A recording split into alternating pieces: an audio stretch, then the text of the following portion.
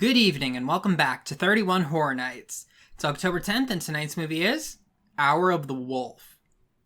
This is a movie from 1968 that was directed by Ingmar Bergman, who I have heard of, even though I couldn't tell you the name of a single one of his movies until today. He really was a noteworthy and inspirational filmmaker. However, this isn't normally the type of movie that he made. Normally he did dramas, and this is a psychological horror. This isn't about werewolves, as the title might suggest. Hour of the Wolf is sort of like Witching Hour, at least in the context of this movie. The trailer was unbelievably vague about the movie. Something about a guy disappearing, I don't know. So there really isn't much else to say. I'm just gonna go watch it. Well, that was mid. Once again, I'm not splitting up the review because I really don't have that much to say about this movie. Hour of the Wolf is pretty much The Lighthouse, except it's less weird, and because of that, less interesting. The direction was great, the movie was very pretty, and it was really good at creating atmosphere, but that's what it spent almost all of its runtime doing. Yes, things do happen in the movie, but any real eventful things are few and far between.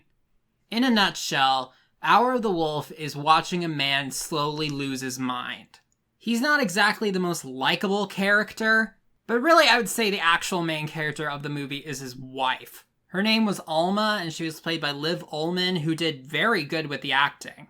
There were several scenes where she's the only one in the shot, and it's multiple minutes long, and it's all one take, and she's able to, hold your attention the entire time. In fact, I would actually say she's a lot better when the camera is focusing on her, because when it's not, she kind of just seems to have this one facial expression, and she just holds it. The pacing of this movie is very bizarre. Normally, with movies like this, where the entire thing is just slipping into dementia, it happens gradually, but that's not really the case here. The first two acts is a gradual build-up, and then immediately it's just completely off the wall. You have no idea what's going on. It's almost like this movie was supposed to be longer and they trimmed it down improperly. It's certainly not as dreary as The Lighthouse, but it is less eventful. I'm starting to understand the fact that Ingmar Bergman mostly did dramas and this isn't really the type of movie he normally made, because I think it wanted to be a drama, but sometimes it was just like, oh yeah, I have to be a horror movie now. I'm running out of things to say. Overall, I thought that The Hour of the Wolf wasn't terrible, nor was it particularly good. I thought it was right down the middle of the road. This movie is for somebody, it's just not for me. Alright, I'll see you tomorrow.